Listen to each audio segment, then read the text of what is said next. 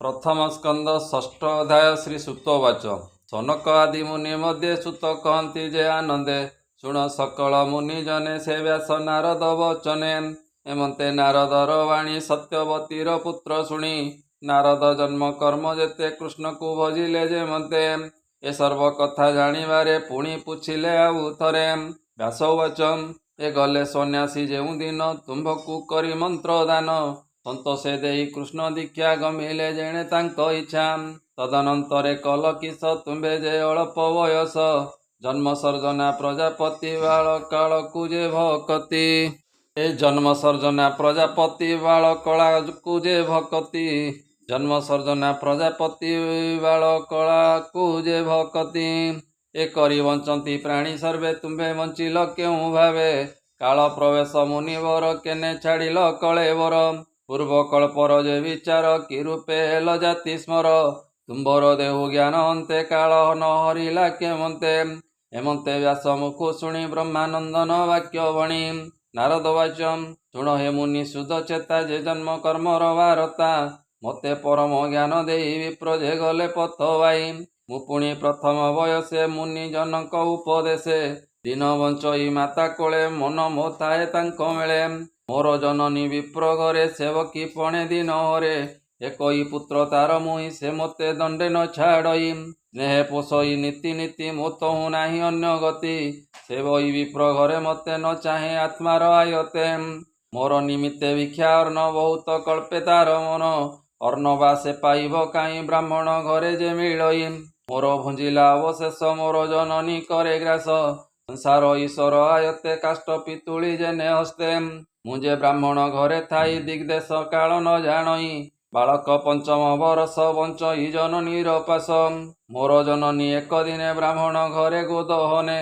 जानते पथे घरु आसी सर्पे मिलिला आगे आसी विधाता बले से दंशिला तक्षणे जननी मोमला मुझे मातांकु अग्नि देई भालई चतुर्दिग चाहि तार मरण मो कल्याण मणिली कले भगवान विप्रंक तहि मोर मन भाली हुई छन्न छन्न ताहाकु भेटिबार अर्थे गली उत्तर दिग पथे अनेक दूर ग्रामे ग्रामे विप्रंकु खोजी पथ श्रमे खेट खरबट बाटी बने दुर्गम पर्वत कानने हस्ती सेवित वन आदि जे पर्ण चित्र पुण्य नदी पवित्र जलाशय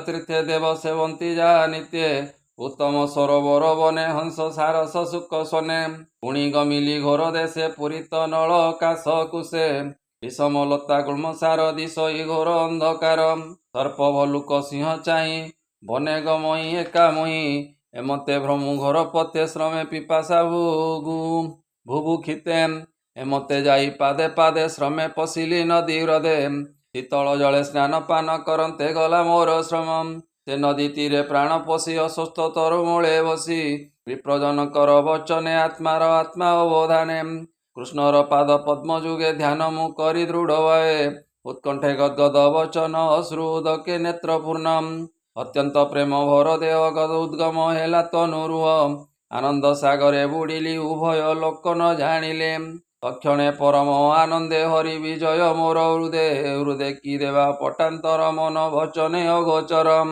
ए देखी उठिली तत्क्षणे विकल चित्त कर क्षणे पुणी रहिली दृढ़ चित्ते से रूप देखिबा निमंते से हरि हरिले मो मन घोर अंधारे दिव्य ज्ञान बाहुड़ी चाहिली भितरे दिशे आकाश अभ्यंतरे भितरे बाहारे न पाई आकुले कंपई मो देई एमंते अंतरिक्ष बाणी कर्ण जुगले मुहि शुणी मन वचने अगोचर स्वभावे गभीर सुस्वर प्रसन्न हेला मोर मन शुणिले आकाश वचन ए जन्मे तू देखिबु काई मोहर आदि अंत नाई जे जोगी जनकर चित्त कर्म वासनारे चढ़ित जावत शुभाशुभ कर्मे चित्त आकृष्ट मति भ्रमे भेट से पाइबे केमंते कर्म आवरी नाना मते मोर सेवक सेवा काले तुझे बंचिलु साधु मेले तेणु देखिलु मते बेले प्रकाश हृदय कमले मु तोर चित्ते नित्य थाई तो देह अमंगल नाही तुझे साधुक सेवा करी एबे तरिबु भववारी ए दृढ़ भक्ति मोर पादे नित्य प्रकाश अप्रमादे अंते पशिबु मो भुवने ए देह छाड़ी मोर ध्याने मोर विषय तोर गति केवे न भजु दुर्गति ସୃଷ୍ଟି ପ୍ରଳୟ ବାଧା ଯେତେ କେବେ ନ ଲାଗଇ ତୋତେ। ମୋ ଅନୁଗ୍ରହେ ହେଉ ଜ୍ଞାନ ଏମନ୍ତ ଆକାଶ ବଚନ। ସ୍ୱଭାବେ ବାଣୀ ଅନ୍ତରିକ୍ଷେ କେ ତାହା ଦେଖିବ ପ୍ରତ୍ୟକ୍ଷେ। ସ୍ୱଭାବେ ରୂପ ନାହିଁ ଯାର ମହାମହିମ ନିର୍ବିକାର। ସେ ବାକ୍ୟ ଶୁଣି ଚିତ୍ତ ସ୍ଥିରେ ପ୍ରଣାମ କଲି ତାପୟରେ। ଭାବେ ହୋଇଲି କୃତକୃତ୍ୟ ଶୁଣ ହେ ସତ୍ୟବତୀ ସୁତ। ସେଦିନୁ ନ ଜାଣଇ ଅନ୍ୟ ମୋ ସର୍ବଗତି ଭଗବାନ। ଏ ଲାଜ ସର୍ବ ପରିହରି ଭଜେ ଗୋବିନ୍ଦ ନାମ ଧରି। ଏ ଲାଜ ସର୍ବ ପରିହରି ଉଚ୍ଚେ ଗୋବିନ୍ଦ ନାମ ଧରି। ଅନନ୍ତ ଗୁଣ ତାର ଯେତେ ଚିତ୍ତେ ସୁମରି ଅବିରତେ। ପୃଥିବୀ କରି ପର୍ଯ୍ୟଟନ ଦିଗନ୍ତ ରାଗ ତୁଷ୍ଟ ମନ। ଏମତେ ଭ୍ରମି ଅନୁଦିନେ ନିର୍ମଳ ହୋଇଲା ମୋ ମନ। ମରଣ ସମୟ ନିୟତ କାଳ ହୋଇଲା ଉପଗତ। ସଂଶୟ ସ୍ଥିର ମୋର ମନେ ବିଜୁଳି ଯେନେ ନୀଳ ଗନେ। ଦିବ୍ୟ ଶରୀର ମୁହିଁ ଦେଖି ତକ୍ଷଣେ ଶରୀର ଉପେକ୍ଷୀ। ଆନନ୍ଦେ କୃଷ୍ଣ ଅନୁଗ୍ରହେ ଶୂନ୍ୟ ଗମିଲି ଦିବ୍ୟ ଦେ। କଳ୍ପାନ୍ତେ ଦିନ ପ୍ରଳୟରେ ସୃଷ୍ଟି ଦେଖିଣ ଉଦରେ। ଏ କ୍ଷୀର ଜଳଧି ମଧ୍ୟରେ ସ୍ଥିତ ଅନନ୍ତ ଶୟନେ ଅନନ୍ତ। ପଶିଲି ତାର ଅଭ୍ୟନ୍ତରେ ନିର୍ଲୋପ ନିର୍ମଳ ଶରୀରେ। ତହୁଁ ସହସ୍ର ଯୁଗ ଗଲା ଶୟନୁ ଅନନ୍ତ ଉଠିଲା। ତକ୍ଷଣେ ବ୍ରହ୍ମ ରୂପ ଧରି ଭୂମି ଭିଆଇ ସୃଷ୍ଟି କରି। ମରିଚି ଆଦି ସପ୍ତପୁତ୍ର ବ୍ରହ୍ମା ମନରୁ ହୁଏ ଜାତ। ମୁଇଁ ହୋଇଲି ତାଙ୍କ ମେଳେ ସମ୍ଭୂତ ବିଗତର କୋଳେ। ନିଶ୍ଚଳ ଚିତ୍ତେ ଦୃଢ଼ ବ୍ରତେ ଏ ତିନି ଲୋକେ ଭ୍ରମେ ନିତ୍ୟେ।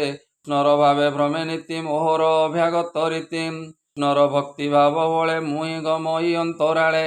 ଦେବଙ୍କ ମଧ୍ୟରେ ମୁହିଁ ତାଇ ନୃତ୍ୟ କରଇ କୃଷ୍ଣ ଗାଇ।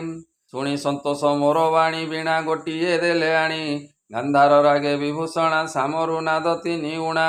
ଶୁଭେ ମୂର୍ଚ୍ଛିତ ନାଦ ବାଣୀ ଆନନ୍ଦେ କୃଷ୍ଣ ନାମ ଗୁଣି। ନିରତେ ଭ୍ରମଇ ଜଗତେ ଶୁଣ କହିବା ଆଉ ଯେତେ। ହରିର ଅଭୟ ଚରଣ ଶେଷ ତୀର୍ଥର କାରଣ। ସେ ପଦ କଲି ସୁମରଣ ଶୀଘ୍ରେ ମୋ ଚିତ୍ତେ ନାରାୟଣ। ଆଦିତ୍ୟ ତେଜ ପ୍ରାୟ ଦିଶେ ଅଜ୍ଞାନ ତମ ବେଗେ ନାଶେ। ଏ ହରି ଚରିତର ଗୁଣ ଭମୁନି ସାବଧାନେ ଶୁଣ। ଭବସାଗରେ ଯେତେ ନରେ ଆରତ ଚିତ୍ତେ ଅଭ୍ୟନ୍ତରେ। ବିଷୟ ରସେ ସୁଯନ୍ତ୍ରିତ କେବେ ନୁହେଁ ଶୁଦ୍ଧ ଚିତ୍ତ। ଇଛନ୍ତି ଭବ ସିନ୍ଧୁ ଗର୍ଭେ ସେ ନର କେମନ୍ତେ ତରିବେ। କୃଷ୍ଣର ଗୁଣ ଗାଥା ଘୋଷି ଆନନ୍ଦ ଭାବେ ଯେହୁ ରସି। ହେଳେ ତରନ୍ତି ଗୁଣ ଗାଇ ଅନ୍ୟତା ସୁଖ ଲେଶ ନାହିଁ। ଯମ ନିୟମ ଯୋଗ ପଥେ ଯେ ନର ସାଧେ ଅବିରତେ। ଏମାନ ପାଇବ ସେ କାହିଁ ଯେବେ ଗୋବିନ୍ଦ ଭାବ ନାହିଁ। ଶୁଣ ହେ ସତ୍ୟବତୀ ସୁତ ଯେ ପୂର୍ବେ ମୋହର ଚରିତ। ମୋ ଜନ୍ମ କର୍ମ ସଙ୍ଗେ ଯେତେ କହିଲି ତୁମ୍ଭର ଅଗ୍ରତେ। କହଇ ଦାସ ଜଗନ୍ନାଥ ପ୍ରଥମ ସ୍କନ୍ଧେ ଭାଗବତ।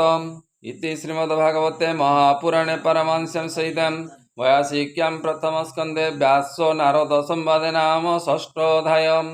बोल आनंदे कवार हरि हरि बोल।